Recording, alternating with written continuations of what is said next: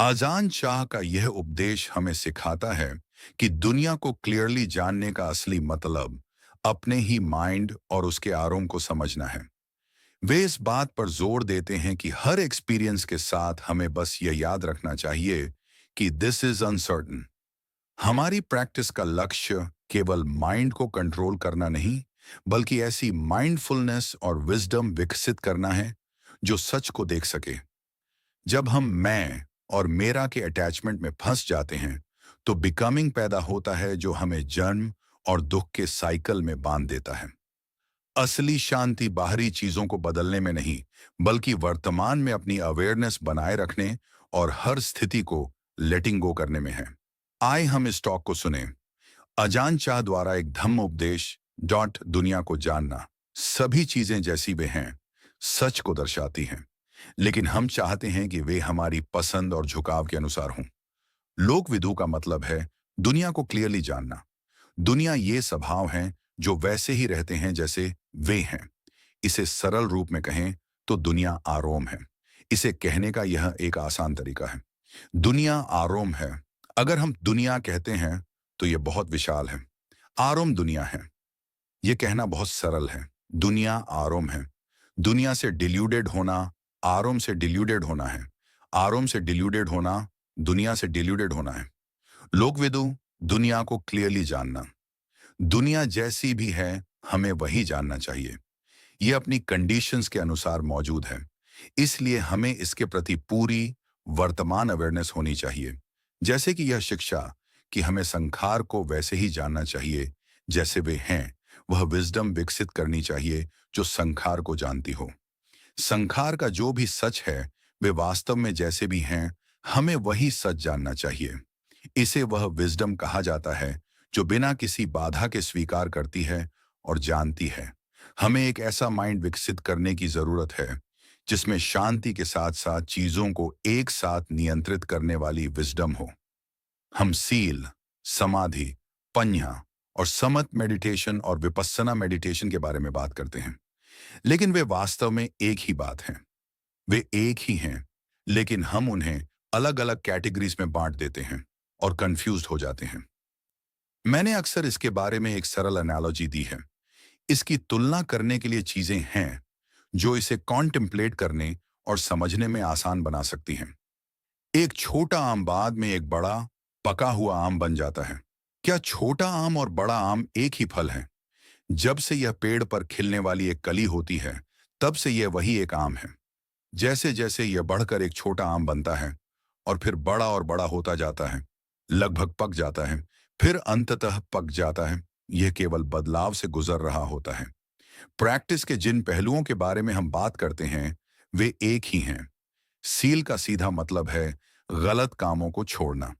बिना सील वाला व्यक्ति एक गर्म स्थिति में होता है।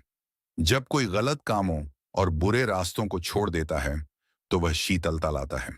कूल, बिना किसी नुकसान या बुरे प्रभाव के।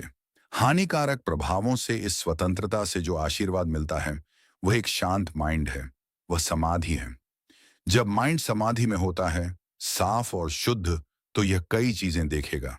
यह उस पानी की तरह है जो स्थिर और शांत है। आप इसमें अपना चेहरा देख सकते हैं। आप दूर की चीजों की परछाई भी देख सकते हैं। आप वहां उस इमारत की छत देख सकते हैं। अगर कोई पक्षी छत पर बैठता है, तो आप उसे देख सकते हैं। ये फैक्टर्स वास्तव में एक ही हैं, बिल्कुल उस एक आम की तरह। वह छोटा फल वही एक आम है, बढ़ता हुआ फल वही आम है, पका हुआ फल वही आम है, हरे से पीले रंग तक ये वही आम है। ये बदलाव से गुजर रहा है और इसीलिए हम अंतर देखते हैं। इस तरह की सरल समझ होना हमें आराम दे सकता है। शक कम हो जाएंगे। अगर इसके बजाय हम ग्रंथों पर निर्भर हैं और डिटेल्ड स्पष्टीकरण की तलाश कर रहे हैं, तो संभावना है कि हम कंफ्यूजन में फंस जाएंगे। इसीलिए हमें अपने माइंड्स पर नजर रखनी होगी। भिक्खू, आपको अपने माइंड्स पर नजर रखनी चाहिए। जो लोग अपने माइंड्स पर नजर रखते हैं, वे मार के जालों से बच जाएंगे। मार और उसके जाल दोनों से। और यह हमारी अपनी जांच पर निर्भर करता है। मेरे प्रैक्टिस का तरीका थोड़ा अजीब था। जब मैंने संन्यास लिया और प्रैक्टिस शुरू की, तो मुझे बहुत सारे शक और सवाल थे। लेकिन मुझे उनके बारे में किसी से बहुत ज्यादा पूछना पसंद नहीं था। यहां तक कि जब मैं अजानमुन से मिला तो मैंने उनसे ज्यादा सवाल नहीं पूछे। मैं पूछना चाहता था लेकिन मैंने नहीं पूछा। मैं बैठा और उनकी शिक्षा को सुना। मेरे पास सवाल थे लेकिन मैंने नहीं पूछे। किसी और से पूछना किसी चीज को काटने के लिए किसी और का चाकू उधार लेने जैसा है। हमारे पास अपना चाकू कभी नहीं आ पाता। मुझे ऐसा ही महसूस हुआ, इसलिए मैंने दूसरों से ज्यादा सवाल नहीं पूछे। अगर मैं किसी शिक्षक के साथ 1 या 2 साल तक रहता तो मैं उनके उपदेश सुनता और चीजों को खुद ही सुलझाने की कोशिश करता। मैं अपने खुद के जवाब तलाशता। मैं अन्य शिष्यों से अलग था, लेकिन मैं विजडम विकसित करने में सक्षम था। इस तरीके ने मुझे साधन संपन्न और चतुर बना दिया। मैं लापरवाह नहीं बना, बल्कि मैंने चीजों को तब तक कॉन्टेम्पलेट किया जब तक कि मैं खुद नहीं देख सका। अपनी समझ को बढ़ाया और अपने शक को दूर किया। मेरी सलाह है कि आप खुद को शक और सवालों में उलझने न दें। उन्हें छोड़ दें और आप जो भी एक्सपीरियंस कर रहे हैं उसे सीधे कॉन्टेम्पलेट करें। आप जो भी शारीरिक प्लेजर या पेन एक्सपीरियंस करते हैं उसे बहुत बड़ी बात ना बनाएं। जब आप मेडिटेशन में बैठते हैं और थका हुआ या असुविधाजनक फील करने लगते हैं तो अपनी पोजीशन को एडजस्ट करें। जितना हो सके सहें और फिर हिलें, ज्यादा मत करें। बहुत सारी माइंडफुलनेस विकसित करें, यही मुख्य बात है। जितना हो सके चलते और बैठते हुए मेडिटेशन करें। लक्ष्य यह है कि जितना हो सके माइंडफुलनेस विकसित की जाए, चीजों को पूरी तरह से जाना जाए। ये काफी है। कृपया मेरे शब्दों को कॉन्टेम्पलेट करने के लिए लें। आप जिस भी फॉर्म की प्रैक्टिस कर रहे हैं, जब माइंड के ऑब्जेक्ट्स उठते हैं, चाहे अंदर से या बाहर से, उन्हें आरोम कहा जाता है। जो आरोम के प्रति अवेयर है उसे कहा जाता है। खैर, आप इसे जो भी कहना चाहें वह ठीक है। आप इसे माइंड कह सकते हैं। आरोम एक चीज है और जो आरोम को जानता है वह दूसरी चीज है। यह आंख और उन ऑब्जेक्ट्स की तरह है जिन्हें यह देखती है। आंख ऑब्जेक्ट्स नहीं है और ऑब्जेक्ट्स आंख नहीं है। कान आवाजें सुनता है, लेकिन कान आवाज नहीं है और आवाज कान नहीं है। जब दोनों के बीच कांटेक्ट होता है तो चीजें होती हैं। माइंड के सभी स्टेट्स खुश या दुखी आरोम कहलाते हैं। वे जो भी हों, कोई बात नहीं। हमें लगातार खुद को याद दिलाते रहना चाहिए कि यह अनिश्चित है। यह एक ऐसी चीज है जिस पर लोग बहुत ज्यादा विचार नहीं करते हैं कि यह अनिश्चित है। बस यही वह महत्वपूर्ण फैक्टर है जो विजडम लाएगा। यह वास्तव में महत्वपूर्ण है। अपने आने जाने को खत्म करने और विश्राम में आने के लिए हमें केवल यह कहना है, यह अनिश्चित है। कभी कभी हम किसी बात को लेकर इतने परेशान हो सकते हैं कि आंसू बहने लगते हैं। यह कुछ ऐसा है जो सर्टेन नहीं है। जब चाहत या एवर्जन के मूड हमारे पास आते हैं तो हमें बस खुद को यह एक बात याद दिलानी चाहिए।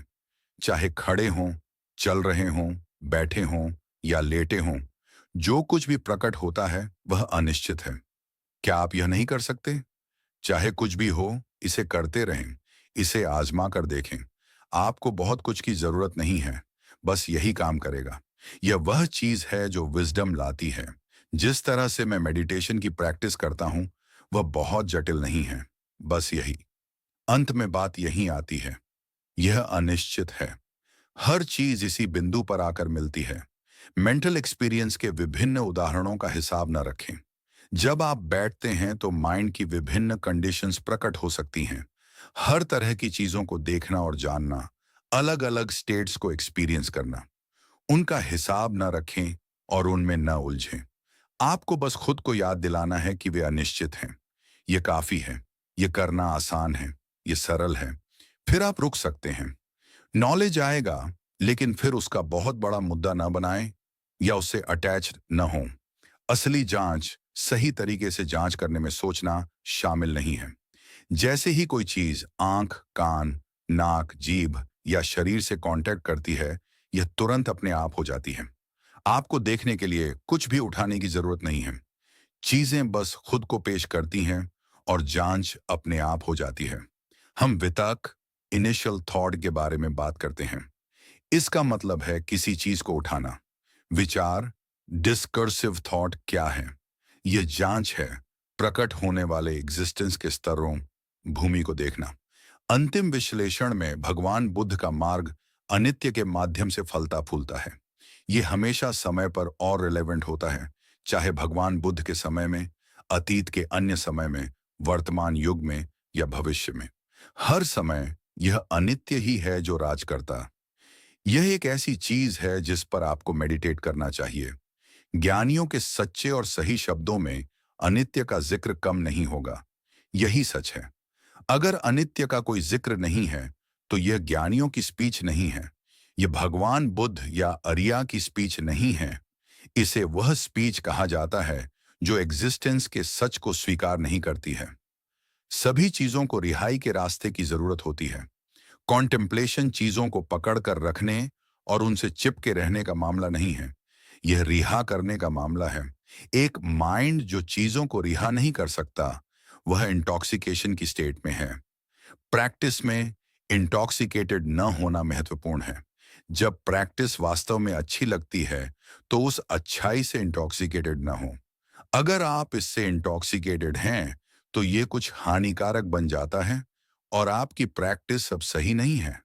हम अपना सर्वश्रेष्ठ प्रयास करते हैं, लेकिन यह महत्वपूर्ण है कि हम अपने प्रयासों के नशे में ना आएं, वरना हम धम्मक के साथ हार्मनी से बाहर हो जाते हैं। यह भगवान बुद्ध की सलाह है। यहां तक कि अच्छाई भी कोई ऐसी चीज नहीं है जिससे इंटॉक्सिकेटेड हुआ जाए। जब ऐसा हो, तो इसके प्रति अवेयर रहें। एक बांध को पानी निकालने के लिए एक स्लूसवे की जरूरत होती है। प्रैक्टिस में हमारे लिए भी ऐसा ही है। खुद को धकेलने और माइंड को कंट्रोल करने के लिए विल पावर का इस्तेमाल करना कुछ ऐसा है जो हम कभी कभी कर सकते हैं, लेकिन इसके नशे में ना आए। हम माइंड को सिखाना चाहते हैं, न कि केवल उसे कंट्रोल करना, ताकि वह अवेयर हो जाए। बहुत ज्यादा जबरदस्ती आपको पागल कर देगी। जो वाइटल है वह है अवेयरनेस और संवेदनशीलता को बढ़ाते रहना। हमारा पाथ ऐसा है। तुलना करने के लिए कई बिंदु हैं। हम निर्माण कार्य के बारे में बात कर सकते हैं और इसे माइंड को ट्रेन करने के तरीके पर वापस ला सकते हैं। मेडिटेशन की प्रैक्टिस करने से, अपने माइंड पर नजर रखने से बहुत फायदा होता है। यह पहली और सबसे महत्वपूर्ण बात है। जिन शिक्षाओं का आप शास्त्रों और टीकाओं में अध्ययन कर सकते हैं, वे सत्य और मूल्यवान हैं, लेकिन वे सेकेंडरी हैं। वे सच के बारे में लोगों के स्पष्टीकरण हैं, लेकिन असल सच ऐसा है जो शब्दों से परे है। कभी कभी निकाले गए स्पष्टीकरण असमान लगते हैं या उतने सुलभ नहीं होते हैं, और समय बीतने के साथ वे कंफ्यूजिंग हो सकते हैं। लेकिन जिस असल सच पर वे आधारित हैं, वह वही रहता है और इस बात से अफेक्टेड नहीं होता है कि कोई क्या कहता है या करता है। यह चीजों का मूल नेचुरल स्टेट है जो बदलता या बिगड़ता नहीं है। लोग जो स्पष्टीकरण बनाते हैं, वे सेकेंडरी या तृतीयक होते हैं, एक या दो कदम दूर होते हैं, और हालांकि वे अच्छे और फायदेमंद हो सकते हैं और कुछ समय के लिए फल फूल सकते हैं, वे गिरावट के अधीन हैं। यह वैसा ही है जैसे आबादी बढ़ती रहती है और इसके साथ परेशानियां बढ़ती जाती हैं। यह बिल्कुल नेचुरल है। जितने ज्यादा लोग होंगे, निपटने के लिए उतने ही ज्यादा मुद्दे होंगे। फिर नेता और शिक्षक हमें जीने, अच्छा करने और प्रॉब्लम्स को हल करने का सही रास्ता दिखाने की कोशिश करेंगे। वह मान्य और जरूरी हो सकता है, लेकिन यह अभी भी उस रियलिटी के समान नहीं है जिस पर वे अच्छे विचार आधारित हैं। सच्चा धम्म, जो सभी अच्छाइयों का सार है, उसके पतन या बिगड़ने का कोई तरीका नहीं है, क्योंकि यह अपरिवर्तनीय है। यह स्रोत है, सच धम्म, जो जैसा है वैसा ही मौजूद है।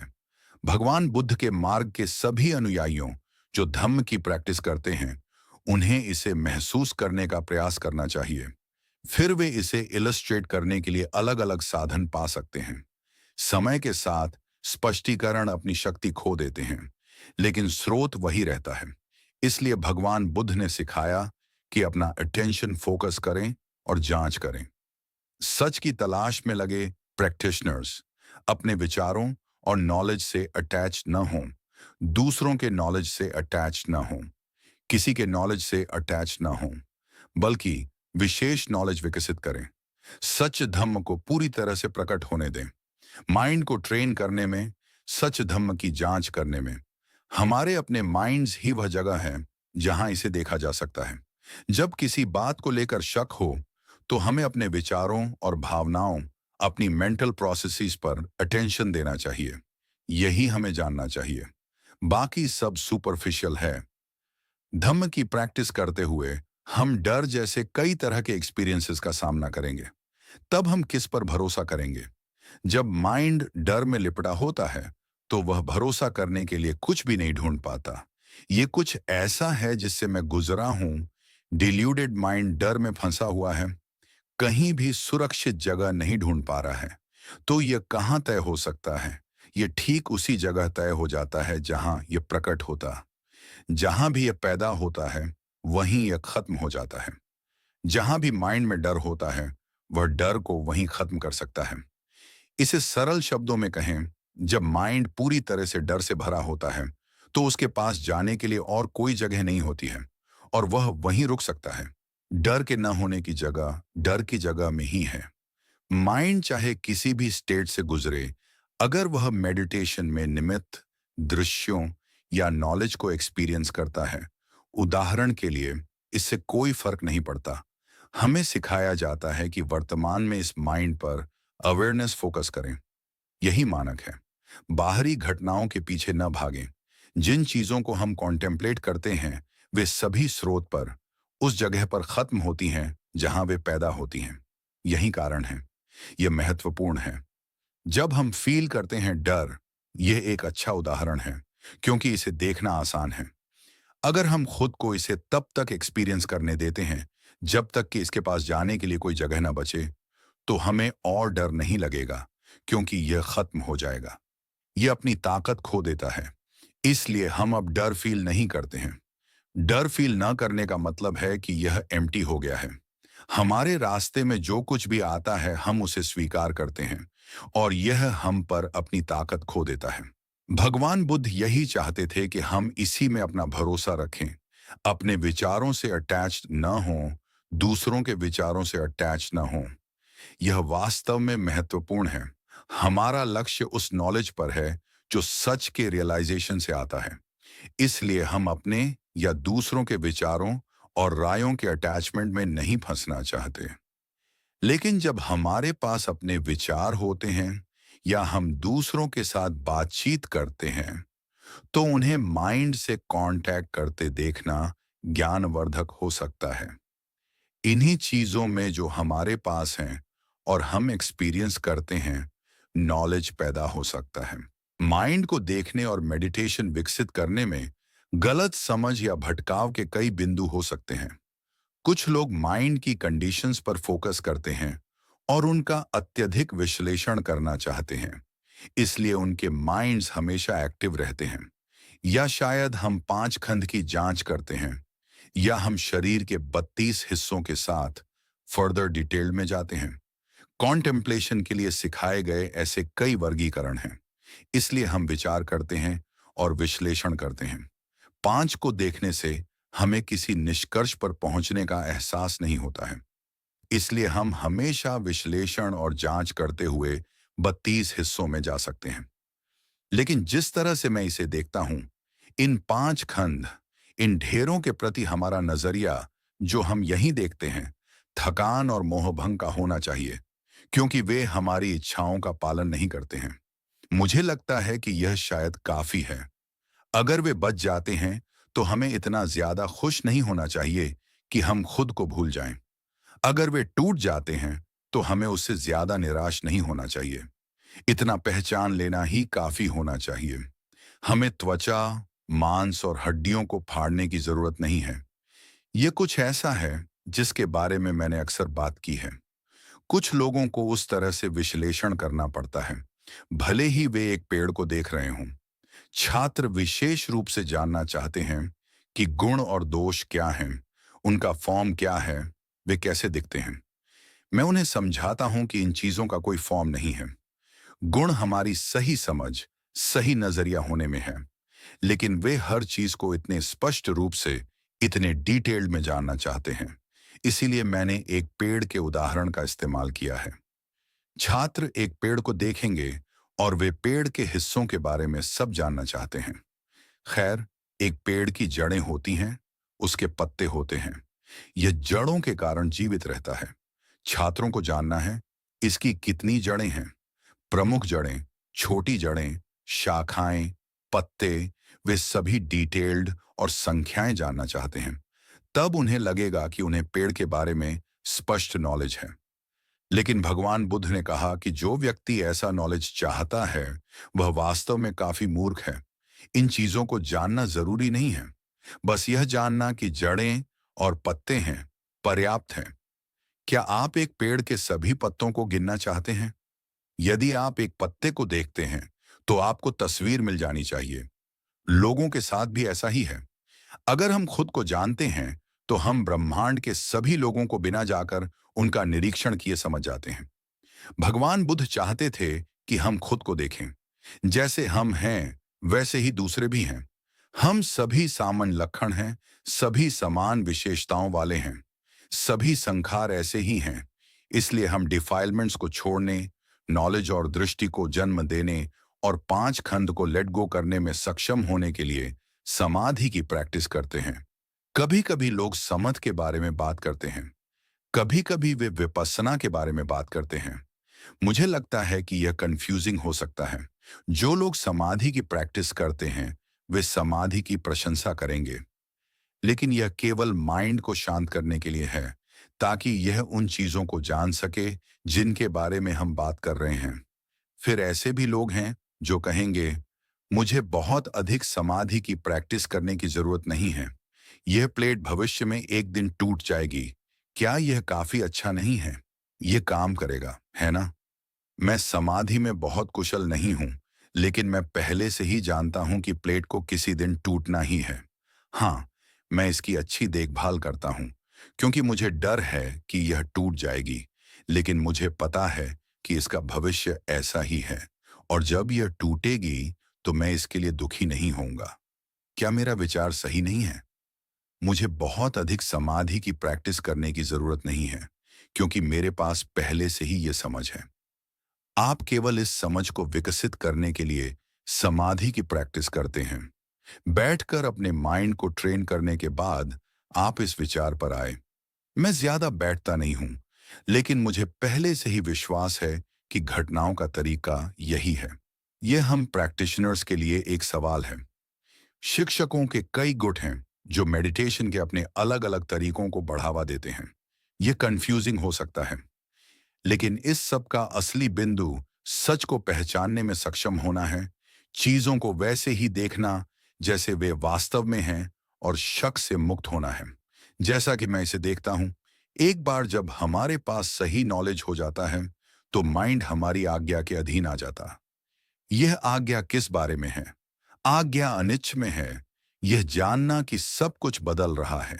जब हम स्पष्ट रूप से देखते हैं तो सब कुछ यहीं रुक जाता है, और यह हमारे लेटिंग गो करने का कारण बन जाता है। फिर हम चीजों को उनके स्वभाव के अनुसार रहने देते हैं। यदि कुछ नहीं हो रहा है तो हम संभव में रहते हैं, और यदि कुछ सामने आता है तो हम कॉन्टेम्पलेट करते हैं। क्या यह हमें दुख देता है? क्या हम इसे पकड़ने वाले अटैचमेंट के साथ पकड़ कर रखते हैं? क्या वहां कुछ है? यही हमारी प्रैक्टिस को समर्थन और बनाए रखता है। यदि हम प्रैक्टिस करते हैं और इस बिंदु तक पहुंचते हैं तो मुझे लगता है कि हम में से हर एक सच्ची शांति महसूस करेगा। चाहे हम विपस्सना मेडिटेशन कर रहे हों या समथ मेडिटेशन कर रहे हों, यह वास्तव में बस इसी के बारे में है। लेकिन इन दिनों मुझे लगता है कि जब बौद्ध पारंपरिक स्पष्टीकरणों के अनुसार इन चीजों के बारे में बात करते हैं तो यह अस्पष्ट और मिश्रित हो जाता है। लेकिन सच, सच धम्म अस्पष्ट या मिश्रित नहीं है। यह वैसा ही रहता है जैसा ये है। इसीलिए मुझे लगता है कि स्रोत को खोजना बेहतर है। यह देखना कि चीजें माइंड में किस तरह पैदा होती हैं। इसमें बहुत कुछ नहीं है। जन्म, बुढ़ापा, बीमारी और मृत्यु। यह संक्षिप्त है, लेकिन यह एक सार्वभौमिक सच है। इसलिए इसे क्लियरली देखें और इन तथ्यों को स्वीकार करें। अगर आप इन्हें स्वीकार करते हैं तो आप लेट गो कर पाएंगे। लाभ, पद, प्रशंसा, हैप्पीनेस और उनके विपरीत, आप उन्हें लेट गो कर सकते हैं क्योंकि आप उन्हें पहचानते हैं कि वे वास्तव में क्या हैं। अगर हम सच को पहचानने के इस स्थान पर पहुंच जाते हैं तो हम सरल और बिना किसी मांग वाले लोग बन जाएंगे, जो साधारण भोजन, निवास और जीवन की अन्य आवश्यकताओं से संतुष्ट होंगे, जिनसे बात करना आसान होगा और जिनके कार्यों में कोई दिखावा नहीं होगा। बिना किसी कठिनाई या प्रॉब्लम के हम आराम से रहेंगे। वह जो मेडिटेट्स करता है और एक शांत माइंड का रियलाइजेशन करता है, वह ऐसा ही होगा। वर्तमान में हम भगवान बुद्ध और उनके शिष्यों के मार्ग पर प्रैक्टिस करने की कोशिश कर रहे हैं। उन सत्तों ने अवेकनिंग प्राप्त कर ली थी, फिर भी वे जब तक जीवित रहे अपनी प्रैक्टिस जारी रखी। उन्होंने अपने लाभ और दूसरों के लाभ के लिए कार्य किया, फिर भी वे जो कुछ भी कर सकते थे उसे पूरा करने के बाद भी उन्होंने विभिन्न तरीकों से अपनी और दूसरों की भलाई के लिए अपनी प्रैक्टिस जारी रखी। मुझे लगता है कि हमें उन्हें अपनी प्रैक्टिस के लिए एक मॉडल के रूप में लेना चाहिए। इसका मतलब है कि लापरवाह ना होना, यह उनका गहरा नेचर था। उन्होंने अपने एफर्ट्स को कभी ढीला नहीं होने दिया। एफर्ट ही उनका रास्ता था, उनकी नेचुरल आदत थी। ज्ञानियों और असली प्रैक्टिशनर्स का चरित्र ऐसा ही होता है। हम इसकी तुलना अमीर लोगों और गरीब लोगों से कर सकते हैं। अमीर लोग विशेष रूप से मेहनती होते हैं, गरीब लोगों की तुलना में कहीं अधिक। और गरीब लोग जितना कम एफर्ट करते हैं, उनके अमीर बनने की संभावना उतनी ही कम होती है।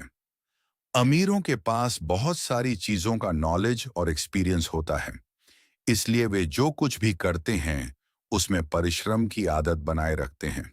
ब्रेक लेने या आराम करने की बात करें तो हमें प्रैक्टिस में ही आराम मिलता है।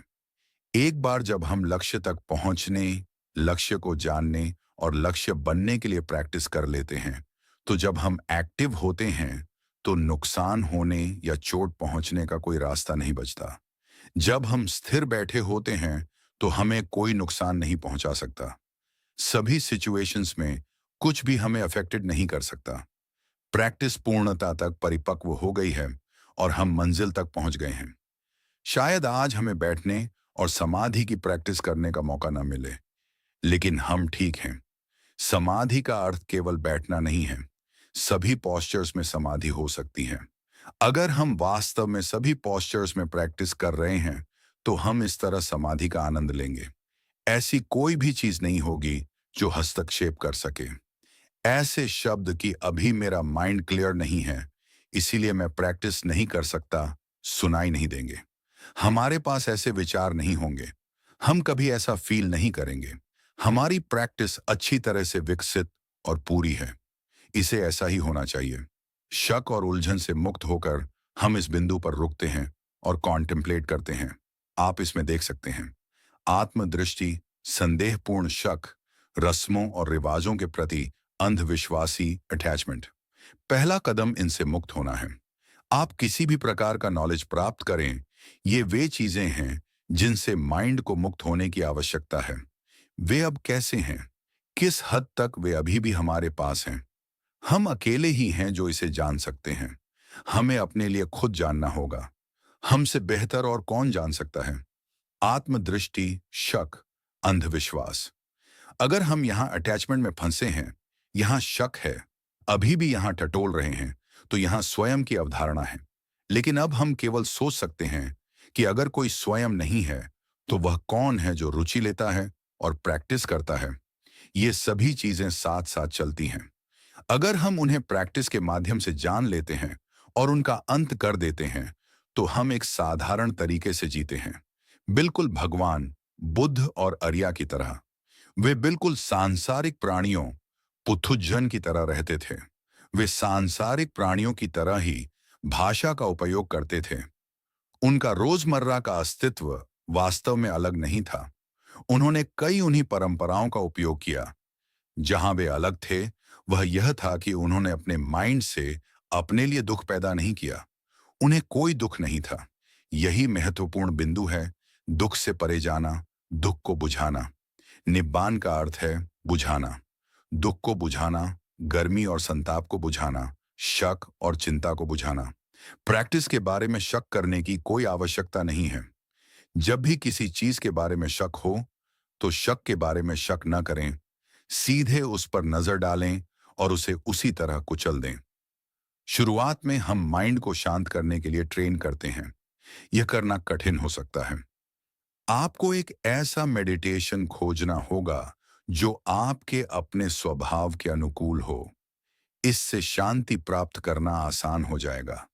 लेकिन सच में भगवान बुद्ध चाहते थे कि हम अपने आप पर वापस लौटें, जिम्मेदारी लें और खुद को देखें।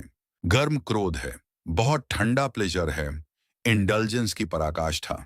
अगर यह गर्म है तो यह आत्म पीड़ा की पराकाष्ठा है। हमें ना तो गर्म चाहिए और ना ही ठंडा। गर्म और ठंडे को जानें, प्रकट होने वाली सभी चीजों को जानें। क्या वे हमें दुख पहुंचाती हैं? क्या हम उनके प्रति अटैचमेंट बनाते हैं? जैसे कि यह शिक्षा कि जन्म दुख है, इसका मतलब केवल इस जीवन से मरना और अगले जीवन में पुनर्जन्म लेना नहीं है। वह तो बहुत दूर है। जन्म का दुख अभी इसी वक्त होता है। कहा जाता है कि बिकमिंग ही जन्म का कारण है। यह बिकमिंग क्या है? कोई भी चीज जिससे हम अटैच होते हैं और जिसे महत्व देते हैं, वह बिकमिंग है। जब भी हम किसी चीज को स्वयं या दूसरे के रूप में या अपनी चीज के रूप में देखते हैं, बिना इस वाइज विवेक के कि यह केवल एक परंपरा है, तो वह सब बिकमिंग है। जब भी हम किसी चीज को हम या हमारा मानकर पकड़ लेते हैं और फिर उसमें बदलाव आता है, तो माइंड उसे हिल जाता है। यह सकारात्मक या नकारात्मक प्रतिक्रिया के साथ हिल जाता। हैप्पीनेस या अनहैप्पीनेस को एक्सपीरियंस करने वाली स्वयं की वह भावना ही जन्म है। जब जन्म होता है तो वह अपने साथ दुख लेकर आता है। बुढ़ापा दुख है, बीमारी दुख है, मृत्यु दुख है। अभी क्या हमारे भीतर बिकमिंग है? क्या हम इस बिकमिंग के प्रति अवेयर हैं? उदाहरण के लिए विहार के पेड़ों को लें।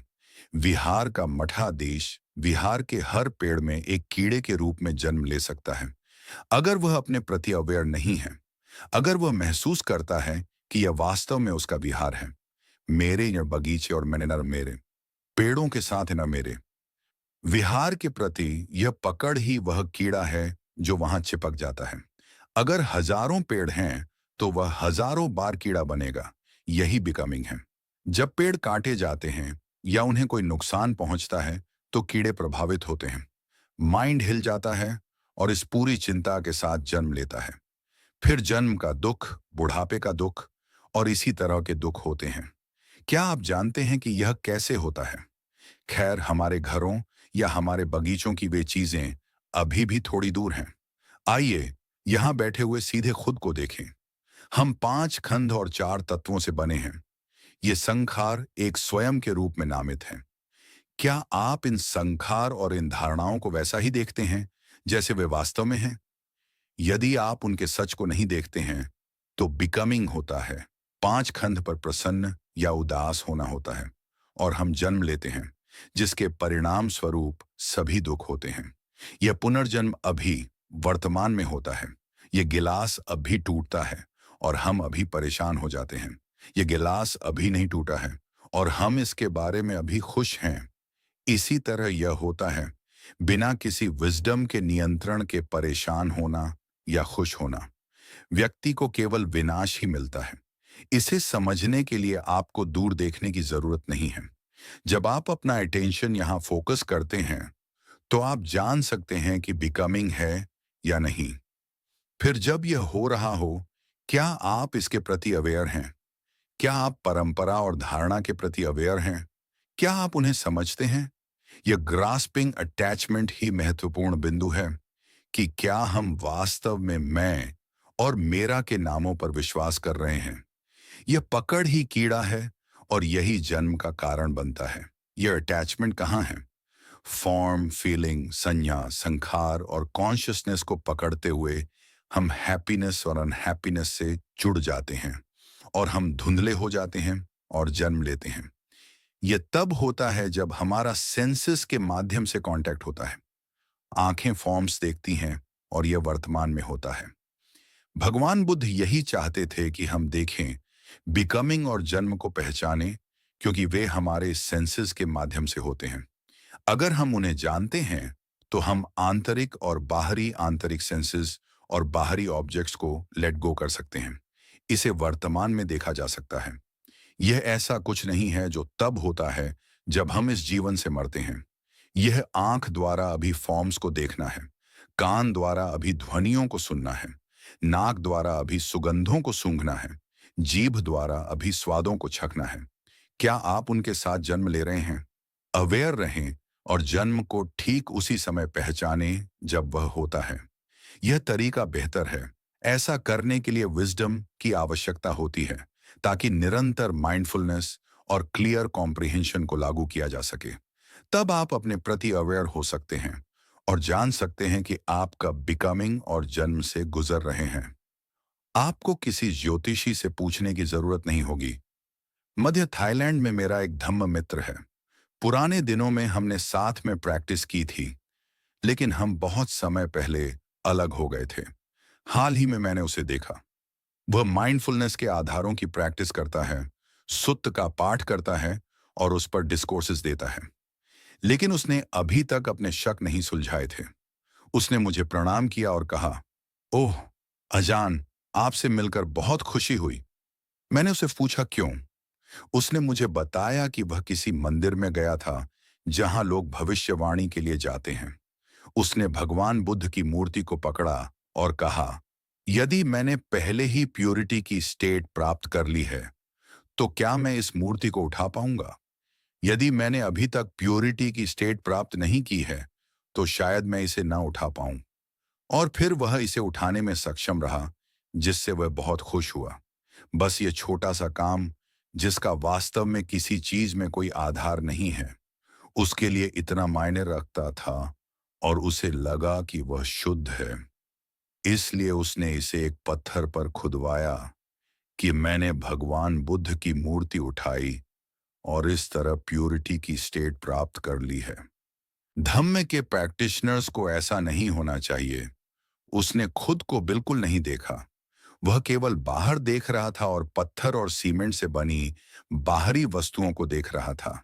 उसने वर्तमान क्षण में अपने ही माइंड की नियत और हलचल को नहीं देखा।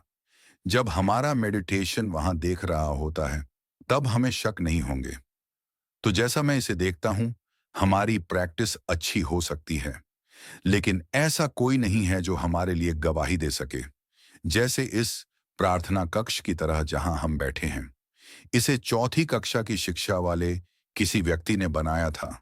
उसने बहुत अच्छा काम किया, लेकिन उसका कोई ब्रांड नेम नहीं है। वह खुद के लिए गारंटी या गवाही नहीं दे सकता। एक आर्किटेक्ट की तरह अपनी योग्यता नहीं दिखा सकता, जिसके पास पूरी ट्रेनिंग और शिक्षा है, लेकिन फिर भी वह इसे अच्छी तरह से करता है। सच धम्म इसी तरह है।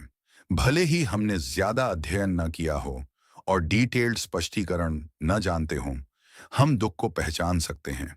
हम उसे पहचान सकते हैं जो दुख लाता है, और हम इसे लेट गो कर सकते हैं। हमें स्पष्टीकरण या किसी और चीज की जांच करने की आवश्यकता नहीं है। हम बस अपने माइंड्स को देखते हैं, इन मामलों को देखते हैं। अपनी प्रैक्टिस को कंफ्यूजिंग न बनाएं। अपने लिए बहुत सारे शक पैदा ना करें।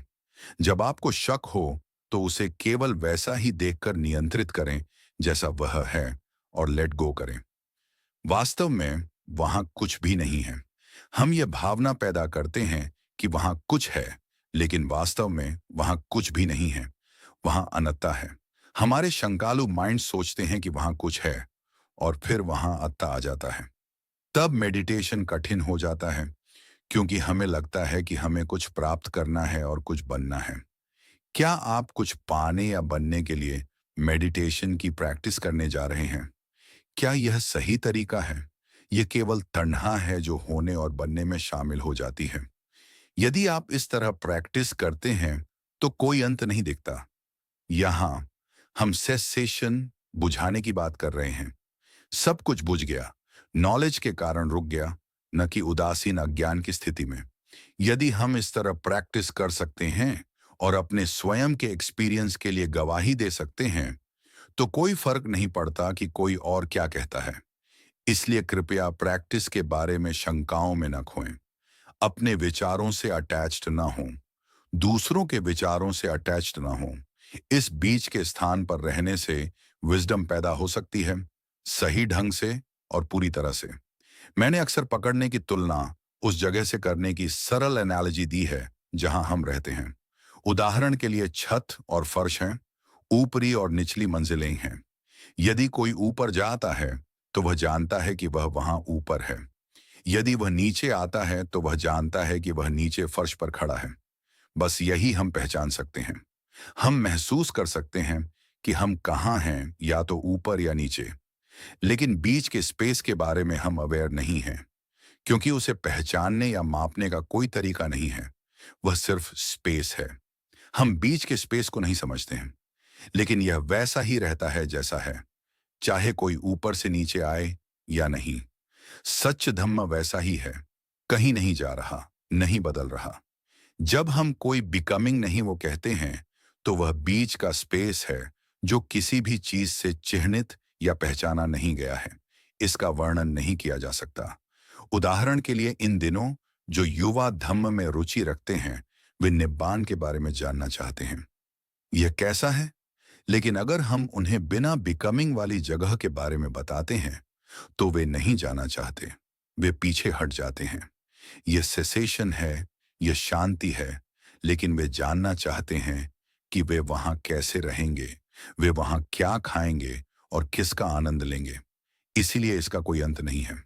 जो लोग सच को जानना चाहते हैं, उनके लिए असली सवाल प्रैक्टिस करने के तरीके के बारे में सवाल है। एक आजीवक था जो भगवान बुद्ध से मिला। उसने पूछा, आपके शिक्षक कौन हैं? भगवान बुद्ध ने उत्तर दिया, मैं अपने स्वयं के प्रयासों से एनलाइटेंड हुआ हूं। मेरा कोई शिक्षक नहीं है। लेकिन उनका उत्तर उस घुमक्कड़ के लिए समझ से बाहर था। यह बहुत सीधा था। उनके माइंड्स अलग अलग जगहों पर थे। भले ही वह घुमक्कड़ दिन रात पूछता रहे, इसके बारे में ऐसा कुछ भी नहीं था जिसे वह समझ सके। एनलाइटेंड माइंड अनमूविंग होता है, और इस प्रकार उसे पहचाना नहीं जा सकता। हम केवल प्रैक्टिस के माध्यम से अपनी विजडम विकसित कर सकते हैं और अपने शक दूर कर सकते हैं, और कुछ नहीं। तो क्या हमें धम्म नहीं सुनना चाहिए?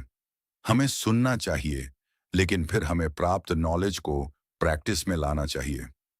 लेकिन इसका मतलब यह नहीं है कि हम उस व्यक्ति का अनुसरण कर रहे हैं जो हमें सिखाता है। हम उस एक्सपीरियंस और अवेयरनेस का अनुसरण करते हैं जो तब उत्पन्न होती है जब हम शिक्षा को प्रैक्टिस में लाते हैं। उदाहरण के लिए, हम महसूस करते हैं, मुझे वास्तव में यह चीज पसंद है, मुझे इस तरह से चीजें करना पसंद है। लेकिन धम्म ऐसी पसंद और अटैचमेंट की अनुमति नहीं देता है। यदि हम वास्तव में धम्म के प्रति प्रतिबद्ध हैं, तो जब हम देखते हैं कि यह धम्म के विपरीत है, तो हम आकर्षण की उस वस्तु को लेट गो कर देते हैं। नॉलेज इसी काम के लिए है। बहुत सारी बातें। अब तक आप शायद थक गए होंगे। क्या आपके कोई प्रश्न हैं? खैर, आपके पास शायद होंगे। आपको लेट गो करने में अवेयरनेस होनी चाहिए। चीजें बहती रहती हैं और आप उन्हें लेट गो कर देते हैं, लेकिन सुस्त, उदासीन तरीके से नहीं, ये देखे बिना कि क्या हो रहा है। वहां माइंडफुलनेस होनी चाहिए। मैं जो भी कह रहा हूं वह हर समय आपकी रक्षा करने वाली माइंडफुलनेस की ओर इशारा कर रहा है। इसका मतलब विजडम के साथ प्रैक्टिस करना है, डिल्यूजन के साथ नहीं। फिर हम सच्चा नॉलेज प्राप्त करेंगे, क्योंकि विजडम बोल्ड हो जाएगी और बढ़ती रहेगी।